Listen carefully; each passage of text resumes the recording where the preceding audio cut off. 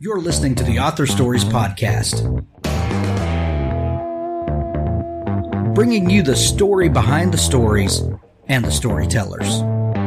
Margaret White, Terry Brooks, Sheena Kamal, Matthew Quick, JT Ellison, Walt D. Williams, Brad Thor, Corey, Dr. O, Brandon Sanderson, Robin Mom, Ernest Klein, Jim Butcher, Sherwin Harris.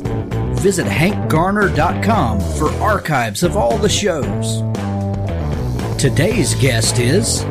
Well, thanks for joining me again for the Author Stories Podcast, where I bring you the story behind the stories and the storytellers.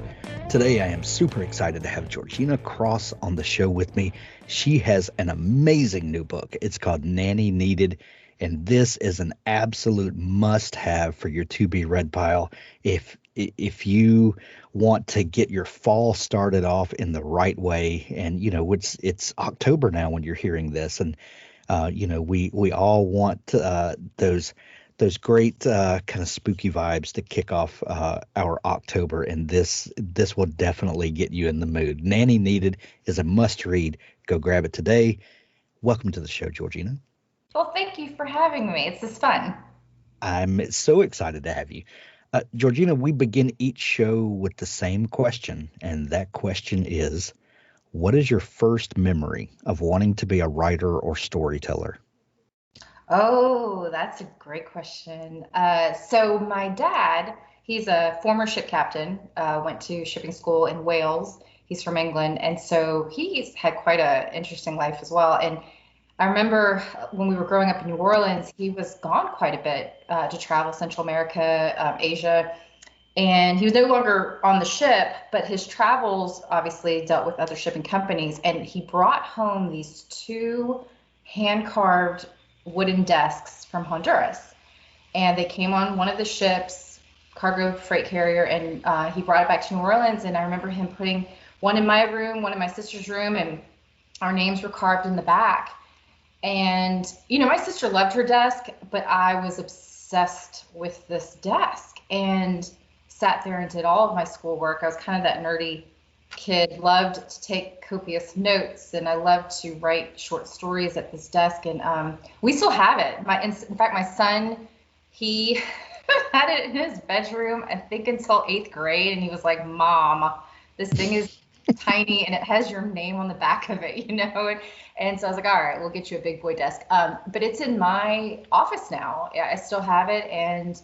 But yeah, I think that was the setting, right? I needed a place to work. And at a very young age, I think I already started feeling that I wanted to write.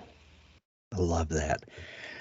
So, Georgina, I hear stories like that, and I love that you have a tangible piece of your history that you can touch and remind you of that time at the desk is an amazing, touch point that puts you back in contact with that feeling in those times. I love that. Absolutely. But I hear stories, similar to yours where people realize early on that they are storytellers and that they are going to write books one day, and they're gonna have their stories out there for the rest of the world. Most people have no idea how that's ever going to happen.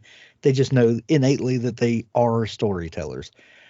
What I love to hear are the sort of circuitous routes that people's lives go through before writing comes back around and finds them again. I know that you, through conversations we've had, have had a pretty storied life, and you've done all sorts of things, and you have, been involved career-wise with things that feel like they have nothing to do with writing. But what was it that brought writing back around to you? Another great question. You must do this for a living. So as a kid, like I was saying, I loved to write, and I wasn't very extroverted, though. I completely changed in 8th grade and in high school. But as a kid, I was quiet and had a huge imagination. And the very first book I ever wrote was Me and My Alien Friend. And I mean, I'm talking,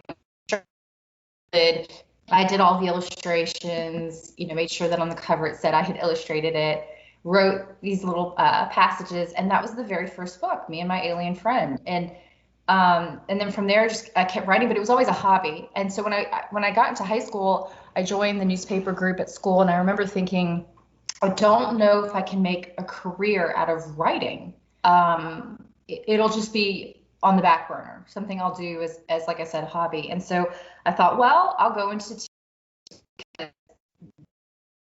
a paycheck. And so I love the newspaper print world. And then in college, I went to LSU, so I got into TV journalism and interned at several TV stations, but always wrote. Also worked at a couple of newspapers. And, truth be told, the writing fell by the wayside in college in terms of novels and fiction, but I love to read. And I read a lot of women's fiction, not suspense, interestingly enough, which is what I write now. But always have loved scary movies. I could watch scary movies year round. And then the month of October, it's like the mega of scary movie binging, which is why I love that Nanny Needed is coming out. It's in October month, which is like perfect. It's just perfect. And so, but it fell by the wayside. I had my career, and then as a lot of TV news people do, we realized we're not making as much money as we thought we could, and we're not climbing to, the bigger markets as fast as we want. And so a lot of us roll out and we go into marketing and communications and PR jobs. And because I live in Huntsville, so we're the Rocket City, and a lot of the jobs are aerospace and defense contracting. And so I fell into that in terms of proposals. And talk about not being creative at all. I found myself working bid and proposal, business development, B&P, and it was fun in terms of the team camaraderie. I learned a lot. I mean, this was working at a couple of smaller businesses and nonprofits to all of a sudden being in a fairly large contracting company. And I learned a lot about management, a lot about personalities. I matured quite a bit in my 30s being there, but I always felt like this is not anything I'm even interested in. And that was weird. That was really an odd place to be, where we would put together these proposals, and I had to edit them and go, and market them and write the press releases, but I didn't actually know. It's like, what I could compare it to is, and how I would explain my job to other people is, I was the magazine editor. So I would have to pull all the bits and pieces from the scientists and the tech writers, and then graphics had to create these things, and then somebody had to book boss this part, and we had management volumes, and then somebody had to do all the pricing. So I had all the parts and pieces to bring into this magazine, and I could make the cover beautiful, and I could make sure it was all compliant and looked nice. But I couldn't tell you what the actual magazine was talking about. I had no idea the technical terms. I couldn't even, some of it was way out of my knowledge level. And then some of the work was top secret. So obviously I wasn't a part of those projects. And I just, after, 9 years of that, I thought, okay, if I am ever going to write a book, it needs to be now, as I'm approaching middle age, so like 40 years old. I was like, it's got to happen now. Maybe before it's too late. I felt that strongly. And I know this is such a long answer to your question, but I started saying, okay, this is no longer going to be a hobby. It's either make it or break it time. And I'll work 5 days a week at my job. I have got my 2 kids. And on the weekends, when the children do not have basketball, which of course they signed up for travel basketball and baseball, so it was year round. I was like, you've got to be kidding me. So anytime I could, the dad could take them to the games and practices, or I could get a grandparent roped in. Saturdays and Sundays were sacrosanct. Those were my writing days, and nobody could touch them. The door was shut to my bedroom. The kids knew not to bother me. Go get your own breakfast, figure it out. Mom will be out later. And I cut off friends and activities. I know that sounds awful, but I had to make it a priority if I wanted to make this happen. So that's really what it came down to, was making Saturdays and Sundays my writing days. Well, when you say cutting off friends and family and things like that to hold that sacrosanct, you said, I know that sounds horrible to do that, but we're not talking about forever. You're talking about for a period of time that you had set aside to pursue your goal. And I think that's just as important, because those friends and family will be there if they're, true friends, and they'll, hopefully. but sometimes you just have to make those hard decisions. Like, I'm going to get this done, or, we all know life will get away from you and it'll never happen. Yeah, I mean, you're exactly right. And there were times I felt as if, okay, this is only going to be for the next year or 2 years or maybe even 3 years. But you're right. It was a temporary-ish situation. And I've read so much about this too, because somebody said, in writing and especially in entrepreneurship, there is not that writing is, I mean, we are single business companies. If you really think about it, we're like single business entities as authors. It's running a business as well. And I've heard that there are times you have to almost be selfish. And when I first heard that word, it really irritated me and upset me a little bit. And then the more I thought about it, I was like, no, it's selfish in a positive, make any sense. We have to if we want to do anything, whether it's writing, whether it's going to med school, whether it's going to business, whatever you want to do, becoming the best chef there is, you've got to decide to make it a priority in order for it to work. And it takes hours and day after day after day of working it. And there are no overnight success stories, really. And so that was my mindset. I thought, okay, I've got to make this a priority. And I told everybody, and I think my parents were like, ugh, whatever. And certainly my kids, I remember them coming into my bedroom, even if the door was shut, and they'd be like, Mom, who knows when you'll ever publish a book? And I was like, I don't know if I'll ever publish a book, but I won't know until I try. Well, and and every overnight success that I've ever talked to is usually a decade in the making.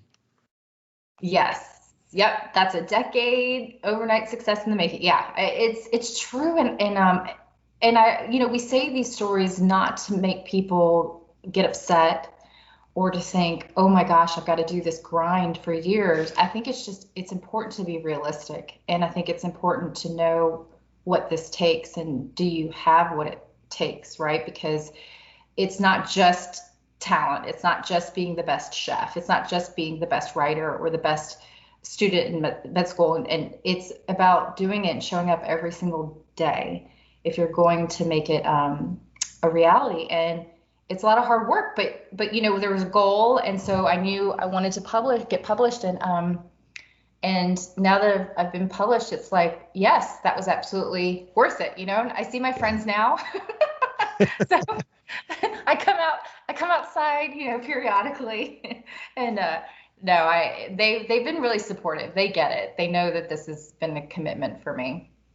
Well, and not only that, not only is it important to understand the work that goes in, but it's important to honor the process. That this is, the time that's put in is what's going to make the stories, jump off the page at people, and you have to honor the process. Right. And also because, all those weekends of writing that first book, we have not sold that book. That's how I landed my agent, but we were not able to sell it. We had 10 rejections. And of course, to me, I was like, oh my God, 10 rejections. And my agent was like, do you know how many editors are out there that you haven't even? And I was like, nope. I've learned so much from this process, because writing every weekend it's like practicing, right? You're just constantly practicing. And I think, like a lot of authors you've probably spoken with, there's stuff on our hard drives and on the cloud and Google Docs that will never see the light of day. Oh yeah. Right. And it's all practicing to get to the manuscript that might sell, and the manuscript that will sell really well, perhaps. And so that's how I saw it. I was always like, okay, if this one doesn't sell, the next one might. And that kept me in the game. And I think it's just, I was really driven at this point.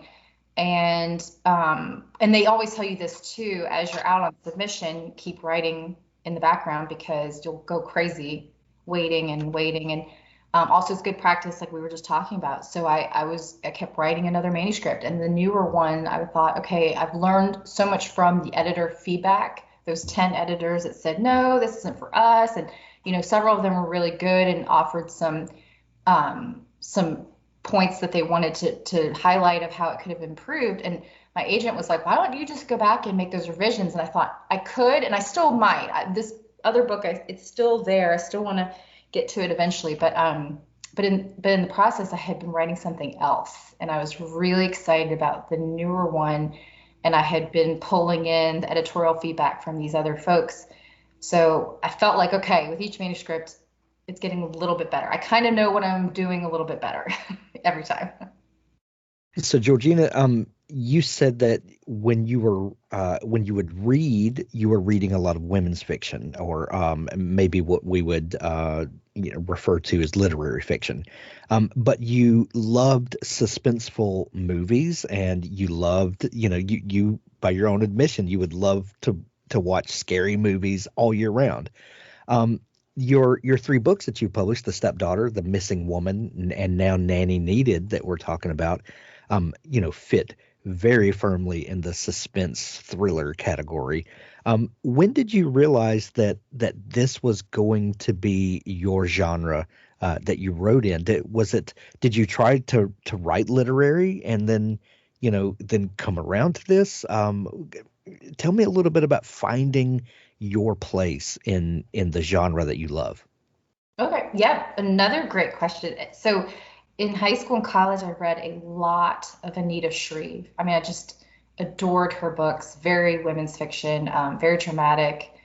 And some of her storyline, now when I look back on it, some of her storylines were so dramatic, they were suspenseful. So maybe there was that part of me percolating. I just didn't realize it at the time. I just thought, I like women's fiction. And that's what I dabbled with in my high school years and then into my 20s. The manuscripts that will never see the light of day, they are very much my attempts at writing women's fiction. The problem was with me is I felt like at the time, especially, I didn't plot. So I've learned painfully that I need to plot better. But at the time I wasn't plotting. So the stories would just meander. And if I didn't have an ending or a loop, I felt like it could just go on forever. So what was the point? Like I lost interest, and it would just kind of just end after chapter 20, which was such a shame. And it lost my interest. So I thought, well, if I've lost interest, my God, the reader's gonna lose interest. So, that would just go back on Google Drive, and there we have it. And then I started writing short stories so a best friend of mine, she passed away from cancer, and afterwards a group of us created a nonprofit called Susie's Wish in her memory, and we send patients with life-threatening illnesses to the beach, and that had been Susie's last wish. She was TV news like us, and she didn't get to make it to the beach. She passed away the night we were leaving. And so the group of us thought, okay, we'll create this nonprofit. And in the process of doing it, I was interviewed. I mean, this is local media, so it wasn't anything huge. But through that experience of storytelling, I was like, I need to write down everything that I'm experiencing, because this grief has just hit me. And so I wrote a short story about Susie. And there are people that just couldn't even read it. It was just too difficult. But from that experience, I thought, okay, that was cathartic. And that story may never see the light of day, except for the few close friends that were able to read it. But I'll start writing other short stories, because I've got the bug maybe again. And also, as I was talking about earlier, I'm working aerospace and defense, and I'm putting together proposals and completely missing the creativity bug from my life. And one of my short stories definitely veered on the suspense. And I had a family member read it and said, this could be a full-length book. And I just looked at it, I'm like, they're crazy, because at the time, especially with the kids' activities and my job, the thought of writing a book is very daunting. It's a huge process. And I thought, no, there's no way, I'll just do short stories. Those are, at least I can handle those. But the comment didn't let go of my head, and particularly the story. And so that's the one I wrote. I turned into a full-length book. That's the one that didn't sell. But it was based on something that happened when my mom and I went for a walk in the neighborhood, and we heard police sirens, and being nosy, this is like 1980s. What's going on? And we walked down the street, and unfortunately there was a domestic incident, and the man killed his wife in the front yard. And so my mom quickly, brought me back home and was like, if I would have known what we were going to see, we wouldn't have walked down there. But that's the short story that turned into a full-length novel. And then from there, I was like, that's interesting because I actually finished it.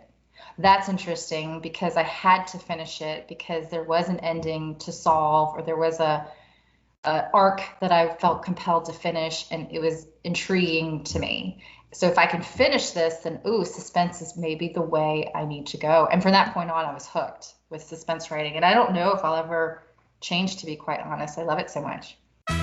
Authors, I have a fantastic new service to tell you about. It's called PubSite.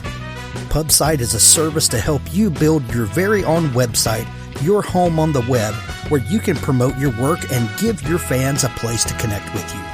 PubSite is a website platform that allows every author, regardless of budget, to have a great-looking professional website developed by the book marketing professionals at FSB Associates. PubSite is the new, easy-to-use DIY website builder developed specifically for books and authors. Whether you're an author of one book or 20, or a small publisher, PubSite allows you to build, design, and most importantly, update your website pain-free. No need to be dependent on a designer or webmaster to make a small but costly change to your website. Save the money and do it yourself. PubSite is the best platform for authors because it's a book-centric platform. PubSite was built just for authors and small publishers. Every design, feature, and layout is book-centric. They have customized designs for you to use.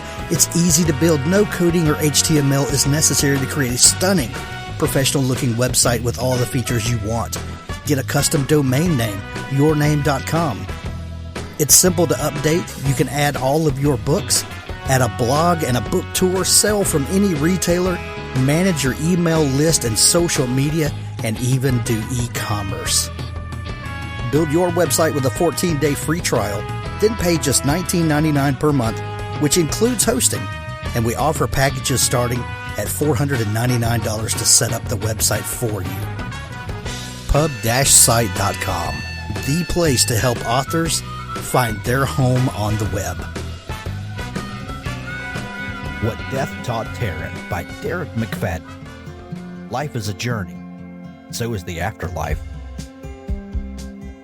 At the end of his life, Terence McDonald must discover its meaning, or he'll be banned from the afterlife forever, and his soul will cease to exist. Join Terence and those who love him on a poignant and unforgettable journey through a life at once wonderful and harrowing. Learn what Terence learned. See what Terence sees. By this provocative story's end, readers may even learn a thing or two about themselves. See why people are saying things like, Derek McFadden writes with an insight few can match. If you like the works of Mitch Albom, I think you'll find What Death Taught Terence a worthy addition to your library, and the reading of it a life-affirming journey. I found the story immediately immersive, and it stuck with me long after I finished. What Death Taught Terence by Derek McFadden, on sale now.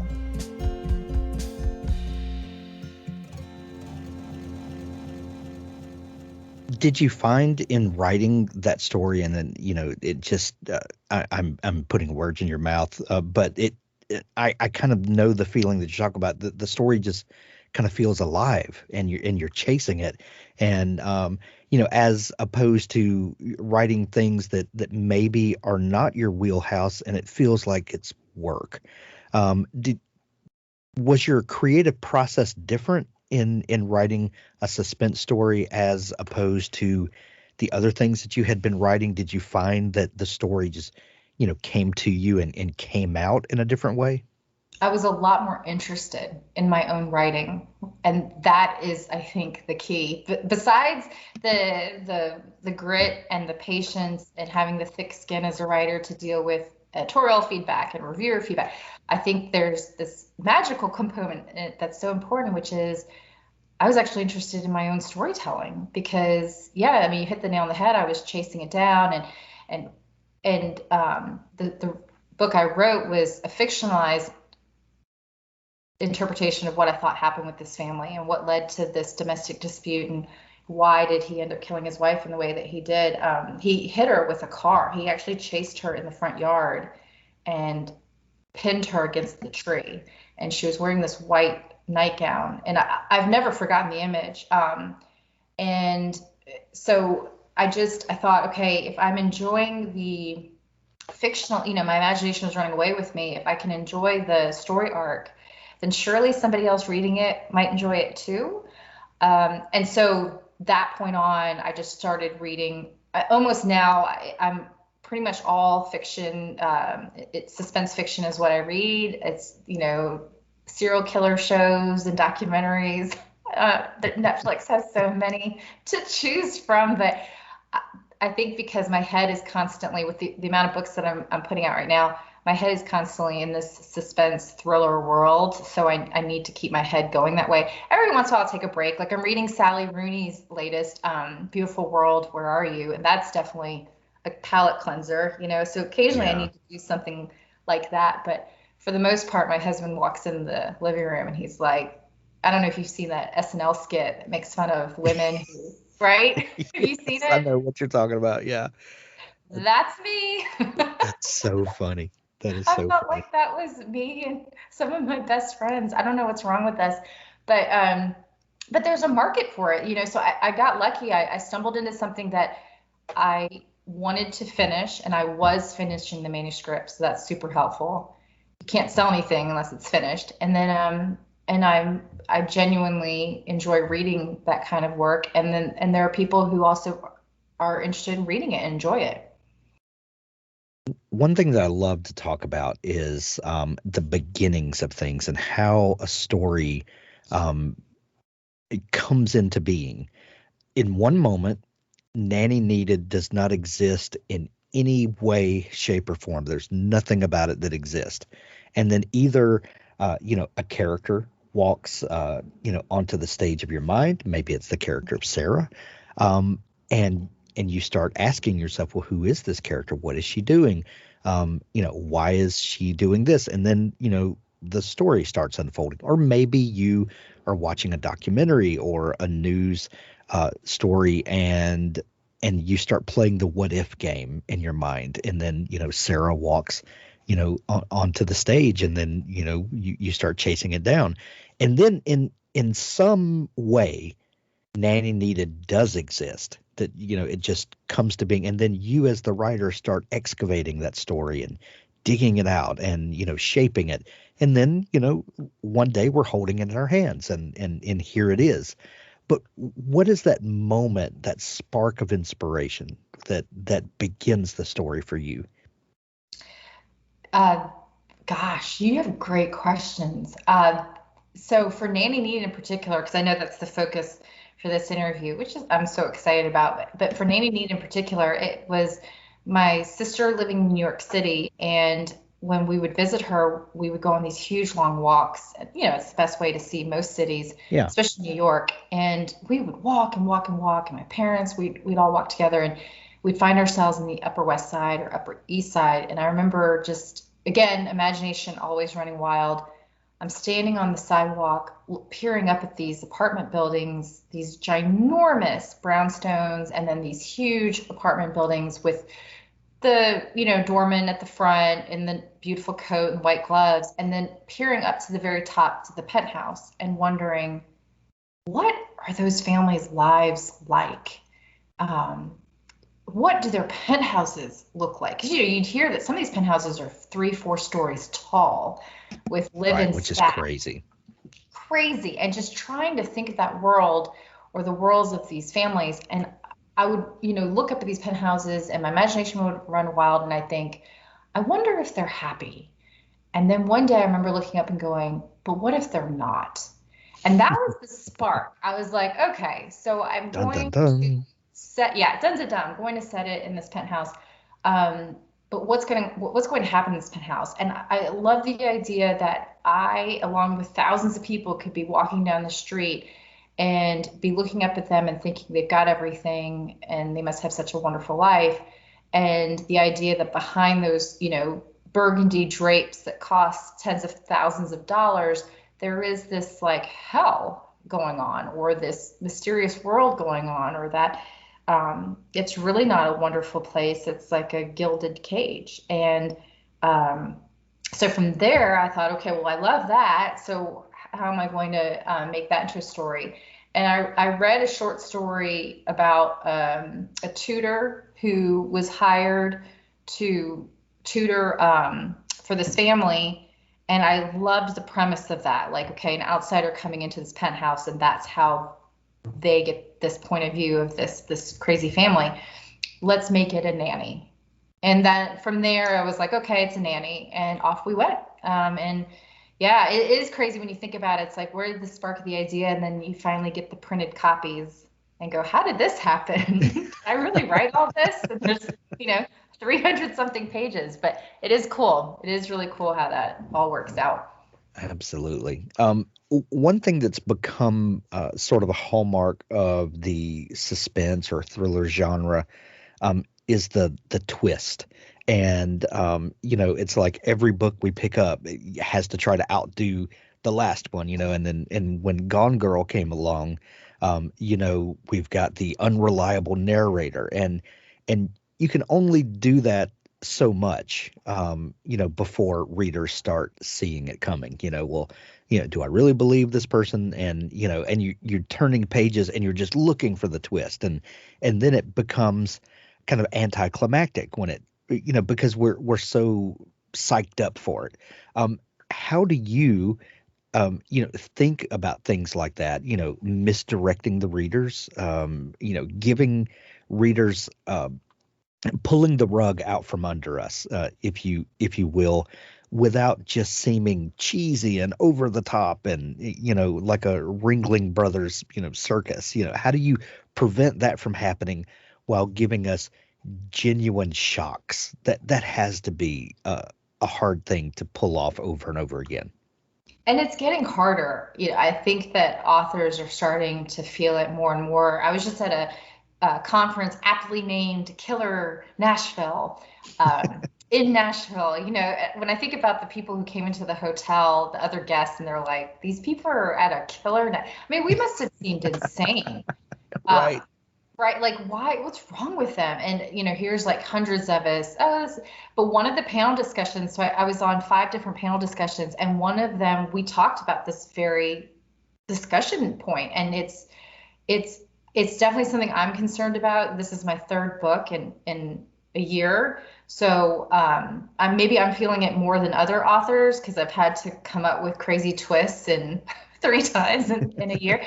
And then I just turned in 2 other books because I'm with 2 different publishers. So it is a concern. It's how are we going to keep coming up with twists that are unique? How are we not going to get exhausted of the idea ourselves? Because that's a concern if the author starts burning out. How, like you said, how do we come up with stuff that the reader is not like, that was so outrageous, and just throws the book across the floor and says, they're just pulling stuff out of the air now for shock and value purposes. That's not cool. And so, it's becoming a concern of, what hasn't been thought of yet. Or, is there going to be a point where we run out of ideas? I don't know. It seems to me, and especially the suspense genre is so hot, and it's been hot for a while. And I think the marketplace is still going to go strong for a few more years, hopefully, fingers crossed. But how are we going to come up with twists that our readers don't see coming? Because they're really smart. I think and I'll read books. Obviously, as an author, I'm reading friends' books, and I know there's going to be a twist coming. Like, we're all expecting it now. We've kind of spoiled the readers to expect the twist, and there's that pressure, I think, where what if we don't deliver, and then you start reading reviews where it was like, it just wasn't as shocking to me at the end. And they're reading 200 pages, just waiting breathlessly for this insane moment or moments to happen. And, what if they're not as shocked? And then they ding us in a review. So it is a concern in the suspense genre. And, you hear enough of us, we'll read about a book or somebody has a concept and we're like, dang it, why didn't we think of that one? No,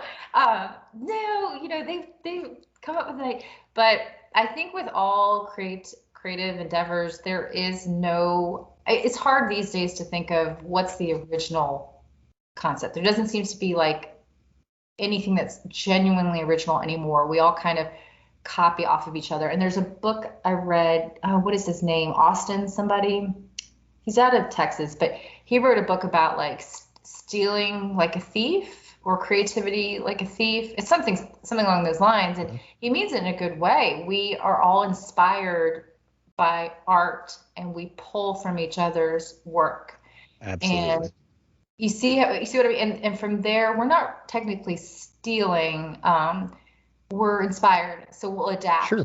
We'll hear something and we'll adapt it. But it would be cool to come up with something super unique. And I think that's why Gone Girl was so popular and continues to be like the one that everybody mentions. Because up until that point, we hadn't really had that crazy of a twist yet. And good old Gillian Flynn has kind of like raised the bar way too high for the rest of us. So thanks a lot, Gillian Flynn. Thanks a lot. Thanks a lot. Thanks a lot. Well, you mentioned that Nanny Needed is the third book that you published in a year, and you just turned in two more.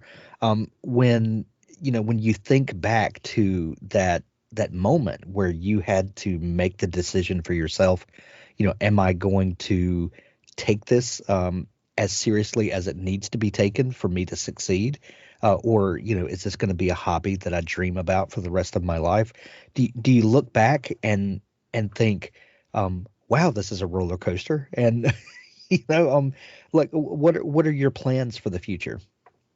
Yeah, it's definitely been a roller coaster. I mean, I can't lie and say that there were times where I thought, I don't know if this is going to happen, if I'll ever get published. My agent, she was with me for 4 years before we sold anything. And which is huge testament that she was like, no, it's going to happen. We're so close. We're so close. And I felt it too. I was like, okay, we're so close. And as soon as she sold, so last January is when she sold it. So this is January 2020. She sold a 2-book contract to a publishing group called Bookouture, and they're under Hachette Publishing. And that was the stepdaughter. And then I was contracted to write The Missing Woman. Because of their timelines, I had to write The Missing Woman in under 3 months, which was insane. But the adrenaline of, oh my goodness, I actually have a publishing contract. Well, a month and a half after we signed the 2-book contract, I had this other manuscript in the works that I had been, like we were talking about earlier, they always say, make sure you're working on something in the meantime, and keep practicing and keep coming up with something. And I had the idea for Nanny Needed. So I said, hey, I've got this manuscript. What do you think? And my agent was like, oh my God. And so she loved it. I mean, she was more excited about it than the other 2 books. And so I thought, okay, we've got something. And then in less than a month, she sold it to Penguin Random House. So here I was, I had a full-time job, and I'm thinking, how am I going to do this? Because now I have contractual deadlines to meet. And that's how I have 3 books in a year. I wouldn't recommend it for most people. I think I said yes to everything because I was like, I've been waiting 4 years, really my whole life for this moment, and we're going to just write it all. So I thought, okay, I'll leave my full-time job and go to something part-time and at least have a paycheck there that I can depend on. Because as you know, publishing world, these contracts, the payment structures are so spread out. Right. And I was contacted by someone that I had worked with through the Chamber of Commerce and a lot of our DC trips, trying to get the FBI to come down here. And she and I had a really good relationship. And she said, hey, I would love to write a book about my upbringing and how I started my company and a lot of the pitfalls I went through. And would you be interested in ghostwriting it for me? And I'll hire you like a part-time staff person for the rest of the year. And I was like, you've got to be kidding me. This couldn't be better timing.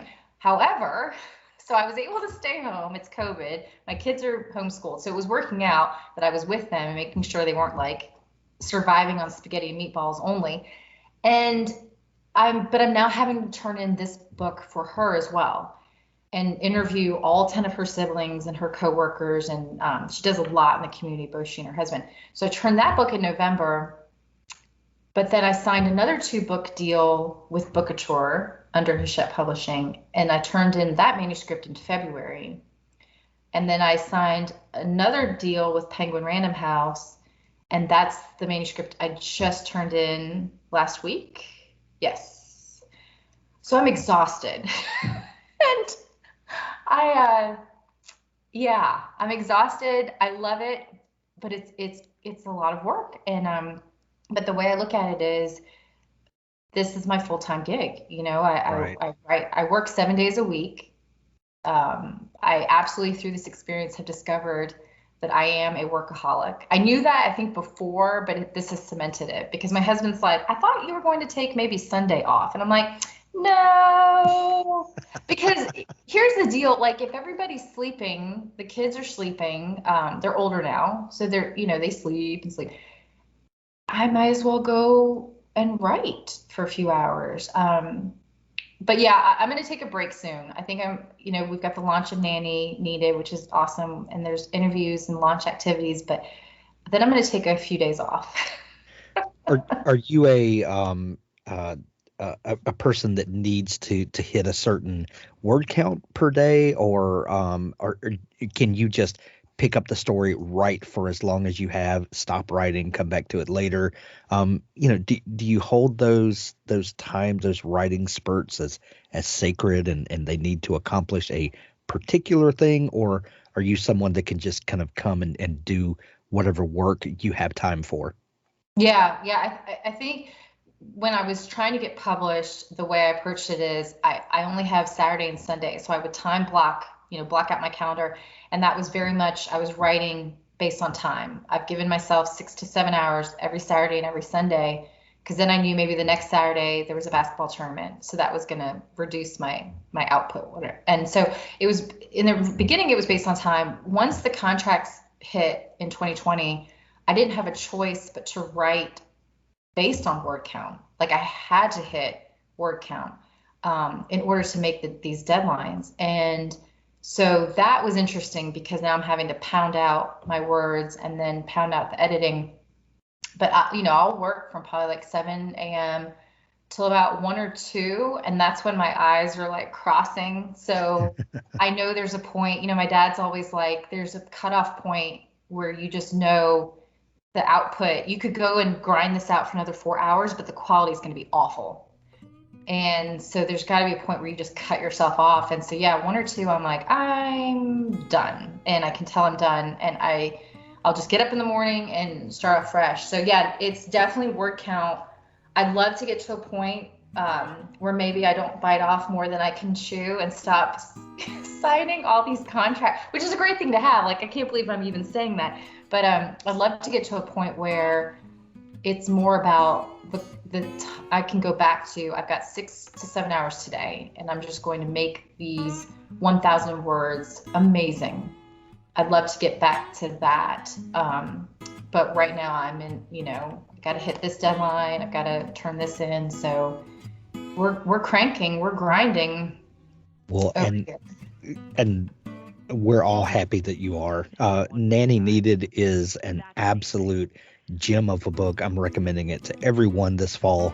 There's going to be links to it in the show notes of this episode, and where people can go grab it from Amazon in either paperback or Kindle or audiobook, or go visit your local bookstore and put your money local. And we need to keep bookstores in business. I know they've had a hard time. But Georgina, if people are just discovering you and want to dig into all the great stuff that you've got going on and great stuff coming, where can they follow along with you online? So website for sure, Georgina Cross-author.com, but definitely Instagram, Georgina Cross Author. Twitter, I'm a little bit on Twitter. I'm trying to get better at Cross Author, and then Facebook for sure. Instagram's like the happy place, I think, for a lot of authors these days. So that's been a really, really cool spot. Yeah, Twitter can be a bit of a dumpster fire, but all the good vibes are over at Instagram, that's for sure. Yeah, well, Twitter is like speaking into the void. I mean, I know all of social media is, but with Twitter, I'm like, hello, and but it's good for coordinating and meeting, connecting with authors and bloggers and editors. Yeah. Twitter, Instagram, you're reaching bloggers and readers. And that's so super cool to interact with readers. Yeah, which is what you want to do. That's great. We'll put links to those places in the show notes as well. Georgina, this has been so much fun chatting. Thank you for taking time to come on the show. I appreciate you even having me, and thank you. Now stay tuned for an audiobook excerpt from Richard Gleaves' The Jason Crane series. They reverently slipped Jason's giant-size X-Men #1 from its mylar protector, drinking in the sweet aroma of browning paper and 3-color process that signals only the best and rarest and most wonderful of collectibles. On one page, Professor X raised his fingers to his temples and rallied his X-Men, his psychic commands radiating from his bald head like waves off hot asphalt. "I have psychic powers," Owen blurted. "I want Wolverine's claws." Jason was turning a page. "Snicked. Or, hey, get this. Lightsabers poking out the backs of my hands. Or even, no, I'm totally serious. I have psychic powers." "No, you don't." "I do." Jason laid the comic on the bedspread. He sighed. Owen could be such a spaz sometimes. "Okay," he said indulgently. "What number am I thinking of?" "Stop, it doesn't work that way. What I can do is called a psychic reading, off an object, like getting impressions. When the doorbell rings, if I put my hand on the knob, as soon as I do, I know who's there." "It's called looking through the peephole, moron." "Shut up! And when I touch the phone, I know who's calling." "I'm sure, Mr. Bullshit from Bullshit Mountain. Like my sister or my grandmother, I just know it's them." "There's no such thing as psychics." "Okay, you try." "Don't be stupid." "Are you chicken?" "Fine." "Okay." He snatched up a brown paper bag, spotted with grease, and dumped a few stale French fries into the trash can. "I'll put an object in this bag, and you try to guess what it is. Turn your back." Jason did, and heard a rustling behind his head. "Okay, you can look now." Owen produced the bag. It was rounded with some object now. "Don't touch yet, just think. Try to imagine what's inside." "Your lunch?" Jason sneered, but he closed his eyes and tried to imagine. He could hear Owen's breathing. Jason's nose itched. His brain grew bored with nothing to look at, and fragments of images swam in and out of his imagination. "Strawberry," he blurted. Owen reached into the bag, producing a white bowl. Jason had eaten Frosted Flakes from it about 3 days ago. A few stuck to it, like little beige fish scales. "See? I lose." "No, look here." Owen pointed. A design went around the sides of the bowl. A long string of vines and painted fruit. With strawberries. "That's," Jason began, but didn't know how to end the sentence. "It's cool. See? What did I tell you? Do it again." Jason closed his eyes. An image like daisies and sun and yellow, he blurted after 3 seconds. "Oh my God, open your eyes." Owen held a bright yellow highlighter pen. "I hadn't even put it in the bag." And so they went, for 30 minutes or more. A staple remover, a toy soldier, a sweat sock, a pencil. Jason never said precisely what was in the bag, but it was always close or related.